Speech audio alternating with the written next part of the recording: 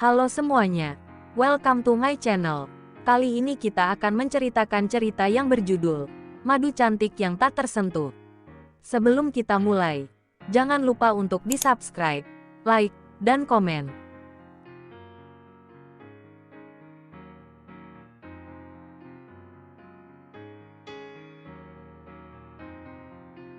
Episode 35, Kehamilan Alana yang Janggal. Ravin menghela napas dalam. Sebetulnya soal Belva dan Tigor ia sudah lebih dulu mengetahuinya. Baginya, itu pun bukan suatu masalah. Oh, dirinya pun mempunyai sebuah rahasia besar. Tidak akan Belva bisa menempatkan dirinya baik-baik. Pria seperti Tigor pun tidak akan berani macam-macam. Ravin tersenyum, berusaha tetap bersikap wajar. Itu kan di depan kamu aja. Kalau di belakang kamu, kita gak tahu apa yang sudah dan akan mereka lakukan. Pikirkan segala resiko-resikonya, Mas. Alana tetap bersikukuh pada pendapatnya. Aku percaya, tidak akan terjadi apa-apa antara mereka. Aku harap kamu pun percaya dengan kata-kataku ini, Alana. Sudahlah, jangan cemaskan hal yang tidak penting.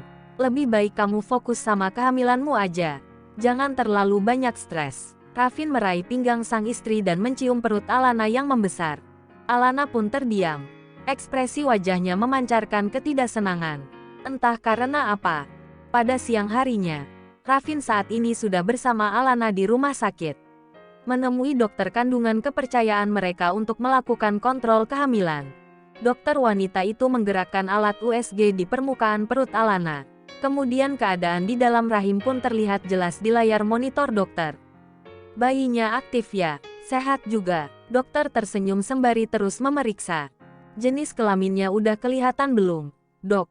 Tanya Ravin penasaran. Sudah nih, perempuan, kata dokter. Alana tersenyum hangat. Sementara Ravin mendadak berekspresi datar. Tiba-tiba teringat dengan mimpi ayahnya 2 minggu lalu. Mukanya kok diumpetin terus sih, Dek? Kata dokter sembari tersenyum lebar. Saat akan melihat bagian wajah sang bayi. Namun selalu terhalang oleh lengan mungilnya. Alana tertawa kecil, turut gemas melihat tingkah bayi dalam perutnya. Pemalu kayaknya. Dok, ucap Alana, mungkin next control. Kita bisa lihat wajahnya ya. Dokter tersenyum hangat. Setelah selesai, Alana kembali duduk di sebelah suaminya.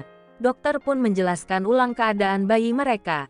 Mulai jenis kelamin, perkiraan berat badan, juga beberapa hal yang harus dilakukan ibu hamil yang memasuki trimester ketiga kehamilan atau usia kehamilan yang memasuki bulan ke-7, 8 dan 9. Oh ya, Dok, untuk berhubungan suami istri, apakah masih aman di usia kehamilan yang terus bertambah? Tanya Alana. Kali ini pertanyaannya mengenai hal yang lebih sensitif. Boleh, tapi pastikan posisi dan frekuensi berhubungannya ya. Saya sudah jelaskan di kontrol sebelumnya tentang panduan berhubungan intim selama kehamilan trimester 3 ini. Dokter menjelaskan dengan lugas. Baik, Dok. Alana mengangguk. Oh ya, perkiraan lahirnya sudah saya tentukannya. Dan melihat kondisi Bu Alana juga lebih baik kita melakukan operasi sesar saja. Untuk waktunya saya keep di bulan Juli pada tanggal 10. Alana dan Ravin saling menoleh. Raut wajah mereka tampak tidak sabar menanti hari itu. Kemudian setelah selesai kontrol kehamilan, Ravin sempat mengajak Alana untuk kontrol ke dokter ahli kejiwaan. Sebelumnya Alana memang sedang menjalani terapi kejiwaan mengenai hasrat seksualnya yang meningkat drastis selama kehamilan. Apalagi diperparah dengan momen ia mengaku merindukan pria di masa lalunya pada Ravin. Kita langsung ke dokter Stefani, kan?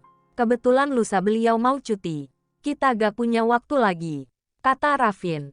Kayaknya stop dulu aja deh, Mas. Lagian aku udah lebih baik, kok. Alana menolak. Tapi kan jadwal terapi kamu itu masih panjang. Alana, kalau tiba-tiba kamu ingat yang macam-macam lagi gimana? Atau kamu nekat main sendiri sampai pernah perdarahan waktu itu? Kan bahaya, ujar Ravin. Beberapa waktu lalu, Alana kembali kacau saat Ravin sedang sibuk di proyek. Alana melampiaskan hasratnya dengan menggunakan sebuah benda. Setelahnya keluar cairan darah dari kemaluannya. Ravin sangat cemas malam itu. Ketika diperiksakan ke dokter rupanya ada sedikit robekan di bagian mulut kemaluannya. Beruntung janinnya masih baik-baik saja. Sejak itu, Rafin tak pernah lengah lagi menjaga istrinya dan memperketat jadwal terapi Alana bersama dokter ahli kejiwaan. Itu kan dulu, Mas. Semenjak rutin terapi aku jadi bisa lebih mengendalikan diri. Kok, apalagi kamu sekarang kan lebih banyak waktu sama aku. Alana tetap menolak. Akhirnya Rafin tak bisa lagi memaksa. Ia menuruti saja apa kemauan istrinya itu. Belakangan ini Alana memang lebih bisa mengontrol hasrat seksualnya. Itu sebuah kemajuan yang bagus semenjak terapi. Pada malam harinya, waktu sudah menunjukkan pukul 8 malam. Rafin sudah menunggu Belva di dalam kamarnya. Tak lama yang ditunggu pun akhirnya tiba. Loh, kamu kok di sini? Belva terkejut melihat Rafin di dalam kamarnya.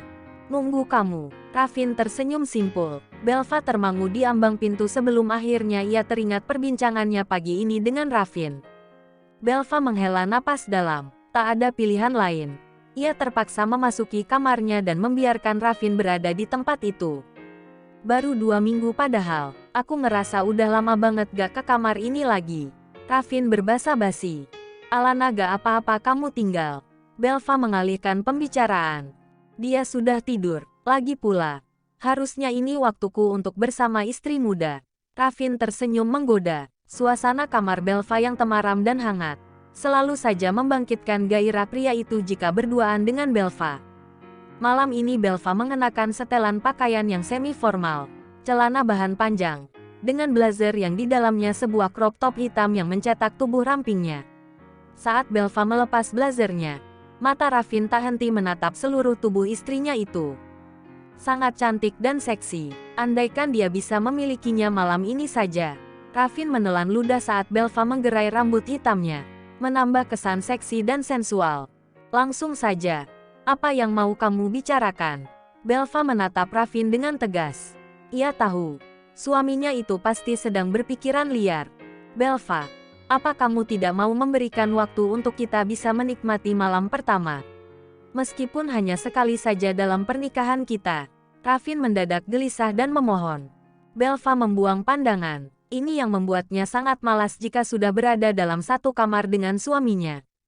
Berapa kali harus aku katakan, Raf? Apa masih belum jelas? Belva menatap lurus. Nada suaranya begitu tegas. Tapi kita ini sah, Belva. Ujar Rafin. Cukup, Raf. Jangan terus bernego untuk hal itu. Kalau kamu terus seperti ini, maka aku akan menaikkan kesepakatan baru. Kata Belva. Membuat Rafin sedikit berbinar. Itu artinya masih ada kesempatan untuknya bisa tidur dengan istri muda yang cantik itu. Apa kesepakatannya? Tanya Rafin. Begitu penasaran. Dalam hatinya siap mengorbankan harta lebih banyak lagi demi bisa bersama dengan Belva di atas peraduan. Aku boleh menyentuhku. Asalkan keluarga harus kamu beritahu soal pernikahanmu dengan Alana. Ujar Belva. Seketika senyum di wajah Rafin memudar. Itu bukan pilihan yang baik, melainkan sebuah musibah besar. Apa maksud kamu? Itu tidak mungkin, timpal Rafin. Berarti menyentuhku juga sebuah ketidakmungkinan untukmu. Rafin, balas Belva dengan seringaian di wajahnya. Rafin mendengus perlahan. Belva memang wanita yang cerdas. Tentu saja dia tidak mau rugi soal apapun. Kalau aku melakukan itu, hubunganku dengan Alana akan berakhir. Kamu tega sekali, Belva. Seru Rafin dengan nada pelan. Tepat sekali. Apa perlu aku perjelas sekali lagi? Belva menatap lurus dan tajam ke arah Rafin. Kamu bisa menyentuhku asal kamu menjadi milikku satu-satunya. Karena aku tidak sudi berbagi raga dengan siapapun. Belva tetap teguh pada pendiriannya. Rafin bungkam. Belva ternyata tak pernah berubah. Kemudian Rafin jadi teringat tentang kisah Belva dan manajernya saat ini. Tapi, andaikan aku bercerai dengan Alana dan memilihmu, apakah ada jaminan hubunganmu dengan Tigor akan berakhir juga? Tanya Rafin. Kali ini ia tampak percaya diri. Belva mengernyit, kemudian berkata, mudah bagiku untuk meninggalkan dia. Rafin melebarkan mata. Apa kamu mempermainkan perasaan dia? Atau menjadikannya pelampiasan semata? Belva terkekeh. Apa pentingnya untukmu tahu bagaimana perasaan kami? Aku dan dia tidak ada ikatan apa-apa. Bagi kami mudah untuk berpisah seperti orang yang berpacaran kemudian putus. Tapi kamu dan Alana, apakah bisa seperti itu? Sambung Belva. Rafin mengerti sekarang. Ucapan Belva sebenarnya hanya menyudutkannya saja. Semua pertanyaan itu seolah hanya tengah menguji Rafin saja. Oh, pada kenyataannya, tawaran Belva sangat tidak mungkin dituruti oleh Rafin. Artinya, Belva tetap tak bisa ia sentuh sampai kapanpun. Baiklah, lupakan saja soal itu. Rafin mengalah. Belva tersenyum puas. Lalu, apa yang mau katakan sama aku? Tanya Belva. Ada beberapa hal. Kapan kamu berangkat ke Medan untuk proyekmu itu? Tanya Rafin. Setelah opening butik, aku undur pekan depan. Jawab Belva. Berarti jadwal kita tidak sama. Lusa aku mulai berangkat ke Medan. Dan akan kembali setelah kamu akan berangkat. Kata Rafin. Selama itu, kita harus pintar-pintar melihat keadaan. Belva, jangan biarkan keluarga kita datang ke tempat ini. Kalau tidak, mereka pasti akan curiga karena kita berpisah sementara waktu. Belva hanya mengangguk. Aku juga titip Alana. Tadinya dia ingin ikut. Tapi itu tidak mungkin. Kehamilannya semakin membesar. Tidak bisa perjalanan jauh-jauh. Sambung Rafin. Memangnya kapan Alana melahirkan? Tanya Belva. Minggu kedua bulan Juli nanti. Jawab Rafin. Membuat Belva menautkan kedua alis. Wah, itu kan 2 bulan lagi. Sekarang aja udah masuk minggu kedua bulan Mei. Cepat banget ya, bukannya awal tahun ini kalian baru menikah. Belva memicingkan mata, ternyata perkiraan kelahiran Alana jauh lebih cepat.